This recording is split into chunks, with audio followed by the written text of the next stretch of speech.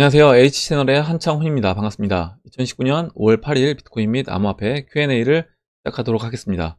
먼저 댓글로 좋은 의견과 질문, 정보 공유해 주신 분들에게 감사 말씀드리고, 제가 좀 목소리가 지금 약간 갈라져서 좋지 않은데 여러분들 좀 듣기 불편하시더라도 오늘 좀 양해를 해주시기 바랍니다.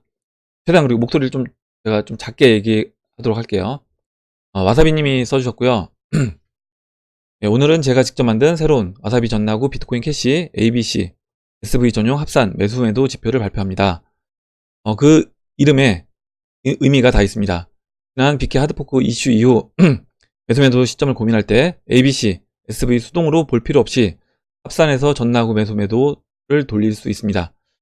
제가 얘기한 것처럼 합산 후 사토시 기준 검토 시에 이 보조 지표를 켜고 차트를 그려보아도 됩니다.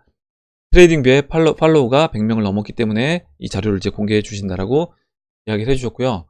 마법천사님이 이거 비트코인 캐시 SV 합산하는 방법 설명해 달라고 얘기를 해주셨는데, 와사비님이 여기 이제 그 밑에 설명란에 설명을 다 해주셨습니다. 그래서 간단하게 말씀을 드릴게요. 일단 와사비님이 해주신 이 차트를 보면 이렇게 차트가 나오고요.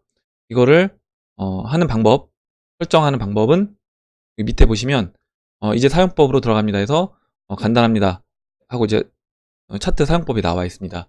그래서 일단 트레이딩 뷰에서 BCH XBT를 검색을 하시면요, 딱 하나가 나와요.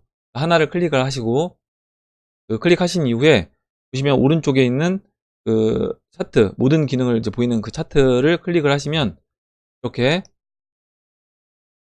차트가 나옵니다. 지금 차트가 열리지 않는데, 예. 이게 먼저 뜨고요. 예, 이게 뜨고 이 모든 기능을 갖춘 차트를 클릭을 하시면 이렇게 뜹니다. 그럼 아직까지는 이거는 합쳐져 있는 게 아니에요. 보시는 것처럼 0.048 BTC이기 때문에 이거는 지금 비트코인 캐시 차트인 겁니다. 여기에 지금 그 비트코인 SV를 더할 거잖아요. 그럼 이제 더하는 방법은 저도 이제 모릅니다. 모르고 와사비님이 이거를 이제 개발자시니까 이거를 직접 만들어 주신 거예요. 그래서 여기 지표를 클릭하신 다음에 여기 찾기에 와사비를 씁니다. 영어로요. 네, 와사비 쓰시면 여기 지금 보시면 와사비님이 올려주신 와사비 전나구 비트코인 캐시 ABC SV 전용 합산 매수 매도가 나와요. 이거를 클릭하시면요, 지금 보이시는 것처럼 아까 없던 그래프가 이제 추가로 생겼죠. 그래서 이 위에 이렇게 그려집니다. 이 위에 이 그려진 이 차트, 그리고 지금 밑에 보이시는 빨간색과 초록색 차트는 비트코인 캐시 차트고요. 위에 보이시는 이 보라색이라고 해야 되나요? 이 파란색 실선과 같이 맞물려 있는 이 차트는 비트코인 캐시와 BSV가 합쳐진 차트인 겁니다. 그래서 합쳐졌을 때는 0.06 정도 돼요. 그리고 비트코인 캐시 이 차트는 비트코인 캐시 자체가 역사가 좀 짧다 보니까 주봉으로 하지 않고 이제 일봉으로 올렸습니다. 그래서 보시면 작년 12월 18일 날 이렇게 매수 신호가 떴고요. 그리고 올해 4월 초에 이렇게 잠깐 한 차례 매도 신호가 나왔습니다. 그래서 여러분 중에 이제 비트코인 캐시라든가 뭐 SV 들고 계신 분들 같은 경우는 이 지표를 참고하셔서 내가 이제 내가 세운 매수라든가 매도 기준이 분명히 있을 겁니다. 여러분들이 세운 기준이 있을 거예요. 거기에 더해서 지금 와사비님이 세우신 이 제공해 주신 이 보조 지표 이용해서 이 정도에 내가 팔려고 했는데 나중에 딱 열어보니까 매도 신호가 떴어요. 그러면 내가 지금 팔려고 했던 시점이 맞는 거구나 이렇게 판단하시고 매도를 하면 좀 더 이제 그 신뢰도가 올라가겠죠. 매도를 했을 때 그렇게 이제 이용을 하시면 될 것 같습니다. 다시 한번 이제 와사비님한테 감사 말씀드리고 이렇게 이용을 하시면 될 것 같아요. 다음 보도록 하겠습니다.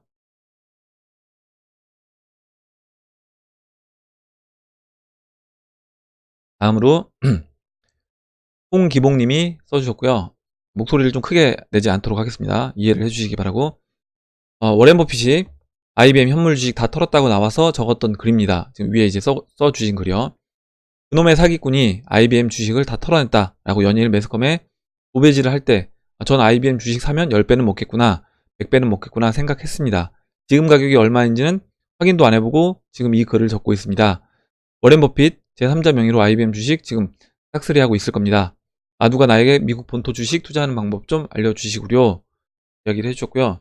일단 그 외국 주식, 해외 주식 사는 방법은 어렵지 않습니다. 그냥 증권사 가셔서 해외 계좌 개설, 하러 오셨다라고 얘기를 해주시면 거기 창구 직원분이 잘 안내를 해주실 거예요. 그래서 해외 계좌 개설해서 해외 계좌 만드시고 만드신 이후에 원하시는 주식을 직접 사시면 됩니다. 거기서 이제 세금 관련된 부분까지 물어보시면 도움이 될 것 같아요. 해외 주식 같은 경우는 국내 주식과 다르게 또 세금이 좀 더 많기 때문에 그 부분도 이제 확인해 보시고 하시면 될 것 같고, 일단 제가 IBM 주식을 물어보셨는데 제가 뭐 IBM 주식에 대해서 제가 뭐 가치 평가라든가 이런 걸 해보진 않아서 또 이제 뭐라고 딱 말씀드리긴 뭐하고 차트 관점에서만 설명을 드려보도록 하겠습니다. IBM 주식 이렇게 월봉으로 그려봤어요. 예, 월봉으로 보시면 이렇게 채널을 그릴 수가 있습니다. 여기서 이제 보시면 2008년도 서브프라임 때 빠졌던 이 지점을 보면 채널 하단부가 아니라 채널 중반에서 반등이 나왔습니다. 그리고 IBM 같은 경우는 다른 나스닥 IT 주들과는 다르게 다른 IT 주들은 지금 채널 상단부에 있단 말이에요. 지금 상단부에 있는데 IBM은 오히려 채널 중반을 깨고 내려왔어요. 그래서 만약에 그 가치로 따져 본다라고 하면 현재 IBM은 아까 송기봉님이 의견 주셨던 것처럼 다른 나스닥 주들보다는 오히려 싸다. 그래서 워렌 버핏이 IBM을 팔고 뭐 샀다고 했죠 그때? 여기가 뭐 아마존 샀다라고 했나요? 그렇다라고 하면 오히려 이제 반대로 보셔야 되는 거예요. 아마존은 팔아야 되고 진짜 송기봉님 얘기처럼 IBM은 사야 되는 관점이 저도 맞다. 아마존은 이제 위에 있고 IBM은 지금 오히려 중반을 깨고 내려왔기 때문에 이렇게 상대 비교를 했을 때 차트로 봤을 때는 일단 IBM이 더 싼 위치에 있다라고 말씀드릴 수 있고, 일단 IBM 위치에서 여기서 지금 이 차트 채널 중반을 깨고 내려왔기 때문에 저는 일단 채널 하단부까지는 이번 조정을 받는다라고 하면 내려올 수 있다라고 보고 있고, 채널 하단부는 64불 5불 정도 됩니다. 그러면 한 반토막, 지금 137불이니까 한 반토막 정도 날 수 있는 거예요. 그래서 그렇게 한다라고 하더라도 이제 IBM은 싸긴 한 건데, 우리가 지금 암호화폐 투자하고 있잖아요. 암호화폐 투자하고 있는데 굳이 지금 채널에서, 물론 여기서 이제 채널 위로 올라간다라고 하면 항상 하겠지만 그렇지 않고 내려온다라고 하면 채널 아래까지 내려올 수 있는 영역이 있고 그 정도 공간이 있다라고 하면 저는 이제 굳이 IBM 주식을 지금 사는 거는 저는 이제 개인적으로는 별로이지 않나 이렇게 생각을 합니다. 일단은 그래도 다른 주식들에 비해서는 IBM이 싼 거는 확실해 보인다, 싸 보인다 말씀드리고 넘어가도록 할게요. 다음 보도록 하겠습니다. 다음은 지난번에 이제 니나노님이 비트코인 차트와 이제 금 차트 설명해 주신 분이었고요. 다음도 이제 송기봉님이 써주셨는데 잠깐 예.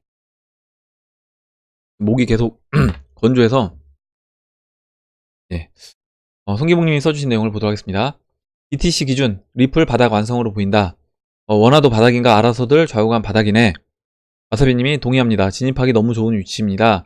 곧 기대하는 방향성 보일 듯 이렇게 얘기해 주셨고요. 일단 H채널 안에서 차트 좀 잘 보신다라고 하시는 분들 많이 계신데, 뭐 야옹님도 계시고 오늘 써주지 않으셨지만 또 다른 분들 많이 차트 의견 써주시는 분들 계십니다. 거기서 이제 송기붕님하고 와사비님도 이렇게 차트 의견 많이 주시고 제공해 주시는데, 일단 이 두 분 다 리플이 지금 굉장히 싼, 거의 바닥에 근접했다 이렇게 보고 계신 거예요.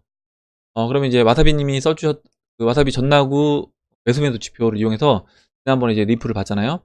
그러면 지금 이 리플 위치가 얼마나 싼 영역이냐, 지금 현재 이 위치인데 보시면 2017년도 초에 여기고요, 2018년도 7년도 말 자리입니다. 그리고 2018년도 9월달 자리에요. 이렇게 이제 매수 신호가 다 떴습니다.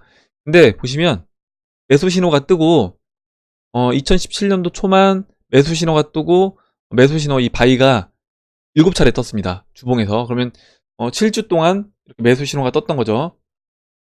그 이후에는 2017년 12월엔 2번 떴고요. 그리고 8월, 9월에는 3번 떴습니다.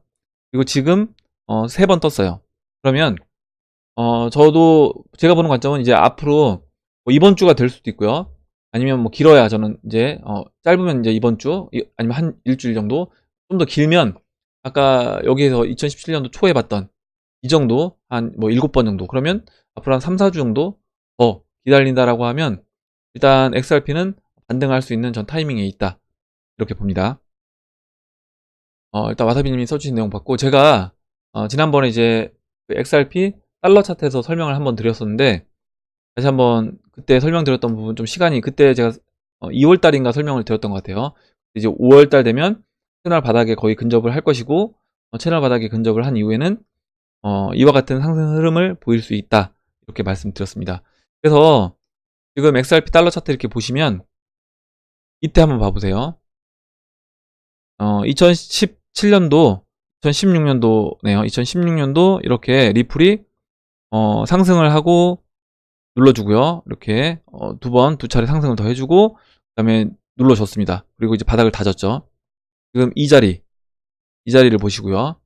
그리고 지금 이 모습이 저는 이제 이 모습과 거의 흡사다, 이렇게 보고 있습니다. 한번 장대 양봉 나오고 눌러주고 양봉을 두 번 만들어주고, 그 다음에 다시 쭉 흘러내렸습니다. 내린 이후에 이렇게 바닥을 다졌죠. 바닥을 다지면서 채널 하단부 터치하고 한 차례 올라오고 다시 한번 터치하고 눌러주고, 그 다음에 이제 큰 상승을 했습니다. 그러면 지금도 저는 이제 거의 다 그 근처에 오지 않았나. 여기서 물론 조금 더 내려올 수 있습니다. 아까 제가 말씀드렸던 것처럼 뭐 한 3주 정도 더 시간을 보낼 수도 있어요. 여기서 내려오고 또 올라오더라도 또 한번 눌러줄 수 있는 거죠. 이때처럼 마지막 상승하기 직전처럼. 그 이후에는 어찌됐든 이와 같이 큰 상승을 할 수 있다. 그리고 이때 이 패턴이 나왔다라고 하면 이번에도 2017년 3월 그리고 이때 연말까지 그 패턴을 저는 그대로 또 보일 수 있지 않나, 이렇게 봅니다. 만약에 비트코인이 ETF 승인 그리고 벡터거래소 오픈 이런 것들이 이제 맞물려 떨어지면서 만약에 금 차트와 같은 패턴대로 진행이 된다라고 하면 저는 이제 리플도 그와 같이 비슷하게 같이 따라서 움직일 수 있다, 이렇게 보고 있고요. 지금 이때 움직였던 기간이 계산을 해보면 304봉입니다. 제가 미리 계산을 했었는데, 그리고 지금부터 304봉을 이렇게 붙여보면 2020년 한 3월 정도 됩니다. 그러면 2월에서 3월 정도 돼요. 여기 지금 날짜 표시가 안 돼서 제가 그냥 대략적으로 말씀을 드릴게요. 이렇게 됐을 때 이와 같은 패턴으로 이제 진행이 충분히 될 수 있다라는 거죠. 그렇다라고 하면 지금은 우리가 리플을 매수 관점으로 봐야지, 이거를 오히려 지금 리플이 이제 올라가지 않고 있다 보니까 내가 리플을 오히려 매도해서 비트코인 아니면 비트코인 캐시를 사야 되는 거 아닌가, 이렇게 생각하시는 분들이 있을 수 있는데, 내 포트폴리오에 뭐 비트코인 캐시도 있고 비트도 있고 이더리움도 있고 뭐 리플도 있다라고 하면 올라가는 종목을 오히려 매도를 해서 아직 올라가지 않은 종목을 사야 되는 거지, 이거를 반대로 하시면 안 되는 겁니다. 아직 밑에 있는 종목들을 매도해서 올라가고 있는 종목들을 매수하시면 안 된다는 거죠. 그래서 항상 그 리밸런싱 하실 때 최근에 많이 올라갔던 종목들을 일정 부분 매도해서 아직 올라가지 않은 종목들을 매수하는데, 이게 정확하게 딱 내가 고점에서 다 팔고 가장 저점에서 다 사면 좋겠죠. 근데 그거는 그렇게 되는 건 이제 신의 영역인 거고, 분할 매도하고 올라갈 때 내려올 때도 마찬가지로 분할 매수한다, 이렇게 생각하시면 될 것 같고, 그런 관점에서 본다라고 하면 지금은 충분히 매수 관점이고 분할로 이제 매수를 계속 해 나가야 되는 그런 시기다, 이렇게 보고 있습니다. 여기에서 만약에 이와 같은 이때와 같은 패턴대로 진행이 된다라고 하면, 제가 지난번에도 작년이 아니죠, 올해 2월 달에 말씀을 드렸었는데, 이런 식으로 충분히 진행이 될 수 있는 겁니다. 그래서 이렇게 큰 한 차례, 그리고 채널 중반부까지 올라와 주고요. 채널 중반부가 보시면 이 고점입니다. 지금 이렇게 정도 이어지죠. 그래서 그 3.4달러, 5달러 정도에서 이 채널 중반부와 맞물리기 때문에 이 정도에서는 당연히 조정을 받을 수밖에 없다라고 보고 있고요. 그리고 이때 보시면 그 전에도 한 차례 이렇게 조정이 있습니다. 여기도 조정이 있고요. 그 이후에 이렇게 눌러주고 반등이 나와서 채널 중반부를 돌파하고요. 그 다음에 다시 조정을 받죠. 조정을 받고 채널 중반에서 바닥을 다지고 큰 상승을 하고 또 바닥을 다져줍니다. 다져주다가 마지막에 채널 상단부까지 올라가요. 그럼 지금 채널 상단부가 187불 나옵니다. 지난번에 150불, 60불 정도로 제가 기억을 하는데, 지난번에 차트 그렸을 때 약간 여기 떠 있어서 아마 그 차이가 나는 것 같습니다. 그러면 이제 뭐 150불 정도 이제 보시면 될 것 같아요. 150불에서 한 170불 정도 보시면 될 것 같은데, 이와 같은 패턴으로 진행이 되고, 그리고 지난번에 그 와이스 레이팅스 보고서에 따라서 리플이 진짜 탈비트와 현상까지 나타난다라고 하면, 그때 리플은 저는 이 정도 가격도 내년 상반기에 가능할 수 있다.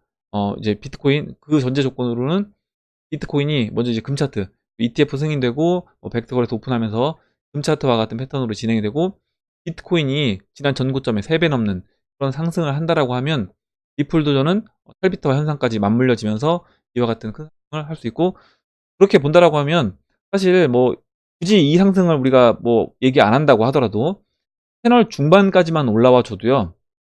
보세요. 내년 내년 3월쯤에 채널 중반이 15불입니다. 15불이에요. 그래서 굳이 이 채널에 2017년도 큰 상승을 했던 이 채널 상단까지 리플이 올라오지 않는다고 해도 채널 중반까지만 와도 충분한 우리는 수익을 거둘 수 있다. 15불이니까 지금 여기에서 몇 배죠? 채널 중반까지만 와준다고 얘기를 해볼게요. 여기까지만 와도 5000%입니다. 5000%. 50배죠, 50배. 여러분 자산 50배 늘어난다고 생각해요. 내년 만약에 선물됐는데.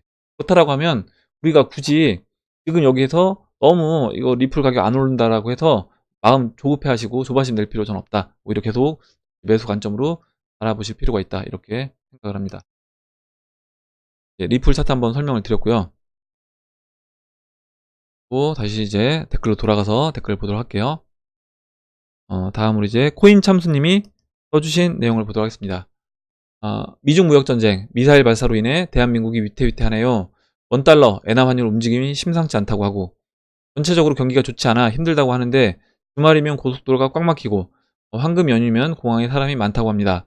빈부격차가 심한 건지 중산층이 많은 건지 이해가 가질 않네요.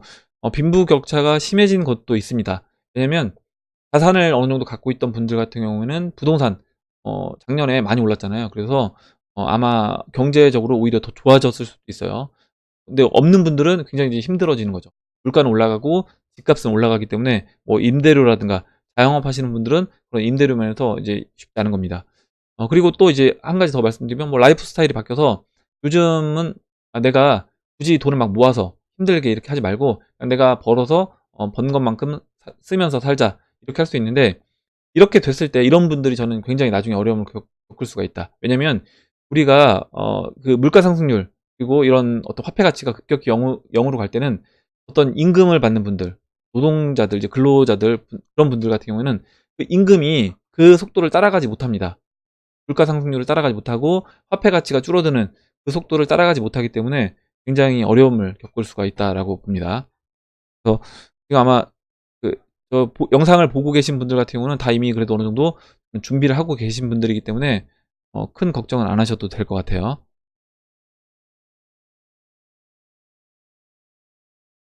다음으로 한용수님이 써주신 내용을 보도록 하겠습니다. EBS 다큐 프라임 앙트레프레너 경제 강국의 비밀 부자 나라의 탄생 아주 귀에 쏙쏙 들어오네요. 안 보면 보세요. 얘기를 해주셨고 이게 시리즈로 쭉 되어 있더라고요. 그래서 이 시리즈로 되어 있는 부분을 한번 여러분들도 쭉 같이 한번 보시면 도움이 됩니다. 일단 저도 아까 1편만 잠깐 봤는데 다 보진 못했습니다. 저도 이제 시간을 내서 한번 보도록 하겠습니다. 그래서 유튜브에서 이 경제 강국의 비밀을 치시면 EBS 다큐에서 쭉 나옵니다. 한번 여러분들도 보시면 좋은 영상을 이제 공유를 해주셔서 다시 한번 감사드리고 다음으로 리플 589님이 적으신 내용을 보도록 하겠습니다. 그리고 이제 리플 589님이 뭐 글의 퀄리티가 높고 해서 이제 본인이 뭐 부족하지만 저도 용기 내어 이제 의견 피력해 봅니다 해주는데 글 쓰신 거 보니까 굉장히 글을 잘 쓰시더라고요.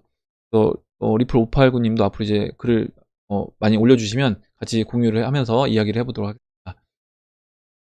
저의 합리적 추론의 결론은 리플이라는 곳은 전통적 가치관 기준에서의 법인회사가 아닌 특정 목표를 이루기 위해 만들어진 프로젝트라는 것입니다. 마치 리플이라는 이름이 주는 이미지처럼 잔물결을 일으켜 주변 모두에 영향을 주지만 그 물결의 시작점은 사라지는 리플 이펙트, 리플을 회사라고 생각했을 때 풀리지 않던 많은 궁금증들이 프로젝트라는 개념으로 받아들임으로써 해결되었습니다. 이것에 대한 세부적이고 구체적인 자료들은 수십 건이 되지만 핵심적인 것만 간단하게 언급하겠습니다. 얘기를 해줬고 뭐 첫 번째로 이제 미국 전 대통령 스웨덴에서 이제 얘기한 거, 뭐 IMF, 월드뱅크와 같은 목표를 지향하고 있는 거, IMF의 SDR, 바스켓의 XRP 편입을 하려고 노력하고 있는 과정에 있다는 거. 두 번째로 이제 리플 CTO 데이비 슈왈츠에 대한 어떻게 보면 이제 프로필을 얘기를 해주셨는데 미국 NSA에서 근무를 했고 그곳에서 디지털 통합 개발의 핵심 인물이었다. NSA가 이제 어떤 곳인지 이제 검색 요망. 그래서 이게 국가 이제 정보 그런 것 같아요. 한 개인이 그리고 FOIA에 근거하여 NSA에게 왜냐면 이제 내가 일했던 곳이니까 또 주장할 수 있을 것 같아요. 비트코인에 대한 정보를 공개하라고 요청을 했고 비트코인은 국가 안보를 위한 탑 시크릿이며 비밀 유지 기간이 남아있으므로 공개 불가라고 응답을 했답니다. 이게 결국에 이런 부분을 보면, 비트코인과 리플도 좀 충분히 이 관계가 있다, 이렇게 보고 있어요. 비트코인의 중국 점유율 상승과 채굴 시스템 비중앙화 속성과 지분 증을 보완한 것이 XRP사 얘기해 주셨고, 세 번째로 이제 브래드 갈링하우스와 데이비 슈월츠, 코리 존슨의 주장으로 XRP는 증권이 아니다. 그래서 SEC 전 직원은 리플은 증권이 아니라 통화 요건의 충족임을 강조를 하고 있다라는 거. 네 번째로 비자의 얼스포트 인수해서 이 회사를 인수할 때 얼스포트 편 어드바이저는 로스차일드, 비자 편 어드바이저는 골드만삭스였다. 이런 부분을 이렇게 이야기를 해주셨습니다. 그래서 저도 뭐 XRP 이 부분에서 뭐 기술적인 부분에 대해서 제가 이제 깊이 있게는 알지 못합니다. 제가 그런 부분을 이해를 할 수준이 안 되기 때문에 저도 뭐 개발자도 아니고 그래서 잘 모르는데, 일단 그 부분은 우리가 모르지만 지금 리플 589님이 얘기해 주셨던 것처럼 그 리플 XRP에서 하고 있는 이런 마케팅 부분이라든가 하고 있는 일들, 각국의 중앙은행들과 벌이고 있는 그런 일들을 쭉 살펴본다라고 하면, 이거는 일개 회사가 이런 일을 과연 할 수 있을까? 제가 지난번에도 말씀드렸던 것처럼 중국 정부가 만약에 이런 어떤 회사를 만들고 그 회사를 이제 일방적으로 이제 밀어준다. 어떻게 보면 인재들을 모으고 돈도 자금도 풍부히 지원해주면서 밀어준다라고 해도 과연 이런 식으로 영업을 하고 각국 중앙은행과 어떤 네트워크를 만들 수 있을까라고 하면 저는 그러긴 쉽지 않아 보이거든요. 근데 그런 면에서 봤을 때 리플은 이거는 진짜 어떤 한 일개 회사라기보다는 프로젝트 개념으로 금융 세력이 밀고 나가고 있는 그런 프로젝트다. 또 이렇게 리플 589님 의견에 동의를 합니다. 말씀드리고 다음 보도록 할게요. 다음으로 히드온 호구링님이 써주셨는데요. 잠깐만요. 예. 피터 브란트라는 유명 차티스트가 있습니다. 이 사람이 비트가 강세장이 시작되었다고 말했는데요. 이 사람보다 뭐 제가 먼저 분석을 해주셨고 같은 의견을 주셔서 믿음이 갑니다.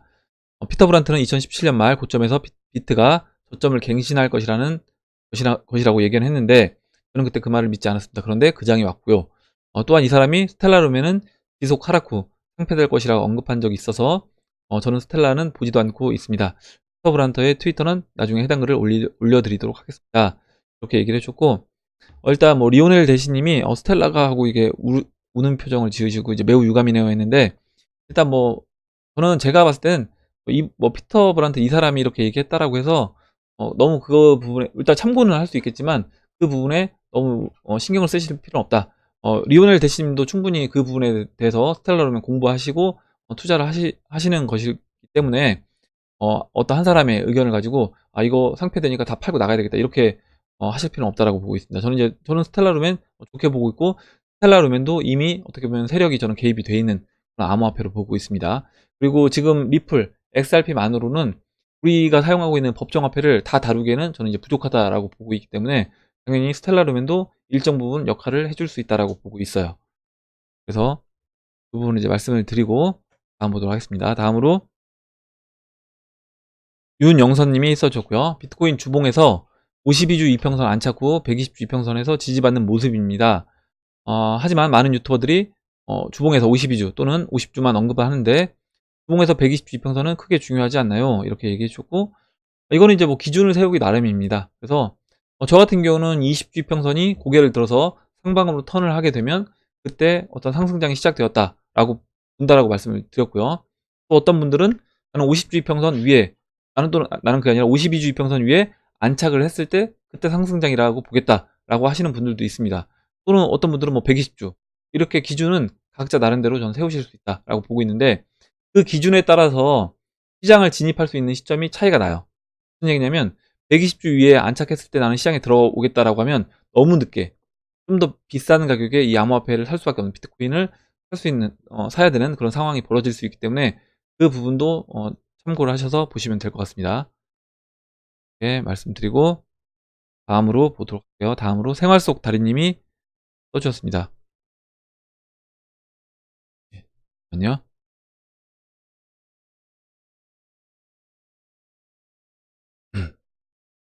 이트 4시간 봉으로 보면 삼각수렴 이탈했다고 하셨는데 지금 다시 그려보면 좀 더 큰 삼각수렴이고 고점 대비 조정을 조금밖에 안 주는 거라고 보면 뭔가에 쫓기는 것 같이 보이고 베네수엘라나 인플레이션이 심해지는 나라들이 비트를 막 사들이고 있는 걸 보면 세력 입장에서 물량을 자꾸 뺏기게 될 거라 생각하면 가격을 위로 올려놓고 팔고 조정을 깊게 준다는 생각을 해보면 제 이야기처럼 7,400달러나 그 위에서 8,000 또는 10,000달러까지 끌어올린 다음에 6,400에서 6,000달러까지 조정을 줄 수 있을 거라 생각도 해볼 수 있을 것 같습니다.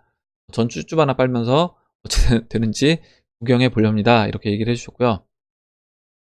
일단 우리가 상승을 어디까지 할지는 저도 모릅니다. 모르고 다만 이제 예상만 해 볼 뿐이고 이렇게 예상을 했을 때 난 이런 식으로 대응을 하겠다라는 부분만 계획을 세우고 하시면 될 것 같아요.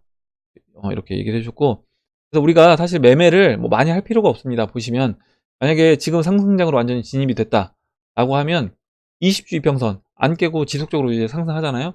보면 그렇게 된다라고 하면 사실 뭐 크게 이 시장에서 우리가 매매를 해야 될 부분은 저는 많지 않다라고 보고 있고, 일정 부분 뭐 매매를 한다라고 했을 때 아까 이제 리플 잠깐 보여드렸지만 채널 뭐 중반 터치한다거나 아니면 지난 채널 중반을 넘어서서 지금 보시면요, 잠깐만 이런 부분에서는 한 차례 이제 매도를 해볼 수 있겠죠. 왜냐면 지금 이때 보시면 이때요, 리플이 안 나오는데 이때 올라왔다가 거의 이제 조정을 5월달부터 11월달까지 리플이 조정을 받습니다. 그렇다라고 하면 이런 부분에서 이제 한 차례 매도 하고 나머지는 그냥 쉬어주는 거죠. 쉬어주다가 충분히 조정을 받았을 때 다시 한번 매수하고요. 이런 식으로 이제 접근하시면 될 것 같습니다. 네, 다음 들어가겠습니다. 다음으로 차트 넘어갔다. 예, 댓글이 안 열리는데 다음으로요. 큰부기 영화님이 써주셨고요. 만약 비트가 금 차트와 유사한 흐름으로 올해 말이나 내년 초에 전국에 3배를 간다면 그 이후에는 2018년도와 같은 암흑기가 찾아오나요? 보통 다들 2020년 비트 반감기로 15, 16, 17 상승으로 보는데 그럼 2019, 20, 21년까지 상승기인데 금 차트는 아직 거기까지 비교할 차트의 모양이 없어서 전국에 3배까지만 비교하시는 건가요? 이렇게 물어보셨는데 이 부분은 영상에서 이제 계속 말씀을 드렸습니다. 뭐냐면 이거는 어떤 패턴으로 진행이 될지는 모르는 거다 말씀을 드렸고, 제가 봤을 때 이번에는 저는 이제 2015년도, 16년도, 17년도처럼 올라가는 2년 동안 장기 상승하는 그런 패턴보다는 오히려 금차트와 같은 패턴으로 상승이 나올 수 있다 라고 이제 개인적으로 말씀드린 거고, 물론 이게 이렇게 진행이 안 되고 2015년도처럼 2년 동안 바닥을 다지면서 쭉 상승하는, 길게 상승하는 그런 모습으로 진행이 될 수도 있는 겁니다. 그리고 그 이후의 움직임도 제가 어제 영상에서 말씀드렸던 것처럼 우리 그 달러 대 리라와 터키 리라와 차트를 보면 채널 상단부를 터치한 이후에 채널 바닥까지 내려오는 게 아니라 오히려 채널을 돌파해서 넘어갑니다.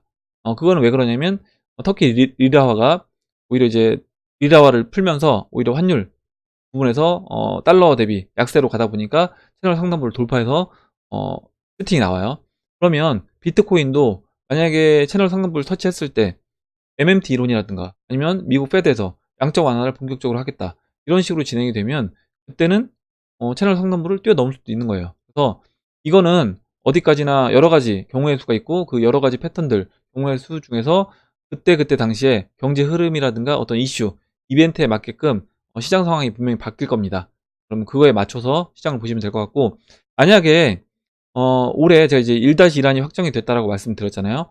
1-1안이 확정이 됐기 때문에 금차트와 비슷한 패턴으로 저는 진행이 될 거다라고 보고 있는 거지, 만약에 1-1안이 아니라 그때 50주 평선 맞고 지난주에 떨어져서 만약에 하락을 했다라고 하면 그때는 1-1안이 아니라 1-2안으로 이제 진행이 될 확률이 높아지는 거고, 1-2안으로 진행이 되면 오히려 금차트 패턴이 아니라 2015년도, 16년도, 17년도 그와 같은 패턴대로 진행이 될 확률이 높았겠죠.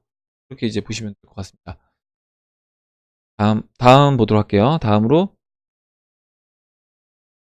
김동규님이 써주셨고요. 20-30% 비트코인 조정이 온다면 알트가 절반 이상 떨어질 수 있습니다. 뭐 50이 아니라 3분의 1 토막 날 수 있어요. 절반 이상 떨어지면 팔아버려야겠네요.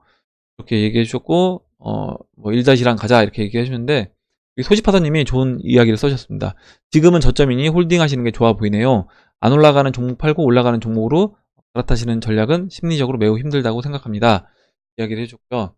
제가 이제 아까 말씀드린 부분, 그 부분도 참고를 하시면 좋을 것 같아요. 뭐냐면 우리가 지금 뭐 7,000불, 8,000불, 뭐 9,000불, 10,000불까지 올라와서 조정을 예상하고 우리가 매도를 합니다. 뭐 비트코인도 매도하고 알트코인도 매도해요. 근데 여기서 이제 매도를 하실 때 항상 조심하셔야 되는 건 뭐냐면 내가 전량을 다 매도하는 거는 리스크가 그만큼 있다라는 겁니다. 그래서 우리가 채널 상단부가 오더라도 20%는 홀딩하자고 얘기를 했잖아요. 그러면 내가 봤을 때 어느 정도 난 고평가 영역에서 진짜 다 팔고 나가겠다라고 하시는 분들, 다 팔고 여기서 추가적으로 상승하는 부분은 나는 욕심내지 않고 난 상관없다 하시는 분들은 파셔도 됩니다. 근데 그게 아니고 만약에 또 올라가면 조급해서 막 이 시장에 참여하고 싶은 그런 마음이 들 것 같다라고 하면 아예 처음부터 계획을 잘 세우셔서 홀딩 물량을 꼭 지켜주셔야 될 것 같아요. 왜냐면 홀딩 물량 안 지키시면 추가적으로 상승할 때마다 이제 마음이 또 조급해질 수 있기 때문에 그 부분을 참고하셔서 하셔야 되고, 여기서 물론 내가 다 팔고 반토막 났을 때 알트코인들 다 받는다라고 하면 그거만큼 좋은 게 없겠죠. 근데 그거는 신의 영역인 겁니다. 그거는 이제 알 수가 없는 거고, 그렇게 된다라고 했을 때 내가 실제로 내가 예상했던 흐름과 반대로 시장이 진행을 할 수 있고, 그렇게 돼도 나는 상관이 없다 라는 부분으로 이제 매매 계획을 세우셔서 진행을 하시면 될 것 같아요. 이렇게 말씀드리고 다음 보도록 하겠습니다. 다음으로 브라운님이 써주신 내용만 보고 이제 마무리하도록 하겠습니다.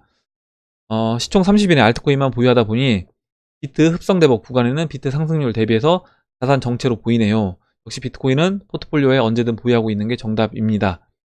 여기서 질문요. 첫 번째, 저는 영 비트코인 교차 매매에 재능이 없어서 그냥 홀딩 전략으로 가려고 합니다. 매도 전략은 비트코인 채널 상단부 언저리 도달 시기에 제가 보유 중인 알트코인이 비트코인 차트 상에서 고평가 영역이라고 판단될 경우에 절반 정도가 현금화 전략입니다. 좋은 전략 같아요. 그렇게 하시면 되고, 일정 부분 현금화, 그리고 일정 부분은 비트코인도 저는 보관하면 매수를 하시면 좋을 것 같다. 왜 그러냐면 비트코인 아까 말씀드렸던 것처럼 채널 상단부에서 채널을 돌파해서 올라갈 수 있잖아요. 그러면 그때 비트코인으로 이제 들고 가셔도 좋을 것 같아요. 일정 부분은. 잠시만요. 이거 두 번째, 저와 같은 시장 상황에 개미들은 매도해야 할 시기에 눈치를 보다 매도 기회를 놓치는 경우가 많습니다. 2017년 말 불장의 경우 리플은 4,000원대 찍고 며칠 만에 바로 하락으로 내려갔는데요. 지금으로부터 6개월 후 또는 1, 2년 후에 매도 계획대로 매도 시기가 왔을 때도 고점부의 매도 시기는 17년 말과 같이 며칠간만 기회 창이 열릴까요? 이렇게 물어보셨습니다. 그러면 아까 리플 차트 제가 이제 보여드렸잖아요. 그런 식으로 진행이 된다라고 하면 아마 2017년도처럼 진짜 순간적으로 한 2, 3일 정도, 길면 3, 4일 정도 이렇게 고점을 찍고 내려올 수 있는 겁니다. 그 부분도 생각을 염두에 두고 계셔야 될 것 같아요. 세 번째 질문입니다. 세력이라는 개인, 단체, 기업의 정체는 도대체 무엇일까요? 세력이라고 하면 어떤 큰 자금으로 시장 가격을 조작하고 개미를 꼬드긴 후 고가에 매도하고 나가는 주체를 가리킨다고 어렴풋이 생각하고 있습니다. 암호화폐 시장에서의 세력 정체가 궁금합니다. 저는 이제 암호화폐 시장, 이 시장, 특히 이제 리플, 뭐 비트코인, 뭐 이더리움 이런 사이즈가 큰 암호화폐들은 이미 세력들은 기존의 이 법정화폐를 끌고 갔던 그 세력들이 저는 이 시장에서도 주도를 하고 있다라고 보고 있습니다. 예, 하루빨리 전고점 돌파가 왔으면 좋겠지만 한편으로는 전고점 돌파가 좀 천천히 진행이 되어야지 비트코인 채널 상단부 도달 시 가격이 높아지는 것 같습니다. 너무 빠르지도 않고 느리지도 않게 2년 정도 후에 채널 상단부에 도달했으면 하는 개인적인 소망입니다. 이렇게 얘기해 주셨어요. 그래서 제가 여러분들도 보시면 어떤 분들은 지금 당장 빨리 올라갔으면 좋겠다 하시는 분들도 있고, 지금 브라운님처럼 오히려 천천히 올라가길 원한다 이런 분들도 계세요. 그래서 여러 가지 이렇게 시장에는 다양한 의견이 있다는 것도 이제 말씀을 드렸고, 오늘 여기까지 하도록 하겠습니다. 오늘 나온 얘기들 중에 여러분들 궁금하신 거 의견, 그리고 같이 이야기해보고 싶은 거 있으시면 정보를 공유해 주시면 감사하겠습니다. 제가 오늘 목소리가 좀 좋지 않고 갈라져서 좀 이렇게 큰 목소리로 말씀드리지 못한 점 다시 한번 양해해 주시기 바라고, 그럼 이상으로 영상을 마치도록 하겠습니다. 영상이 도움이 되셨다면 좋아요, 구독 버튼, 그리고 알림종 버튼을 눌러주세요. 감사합니다.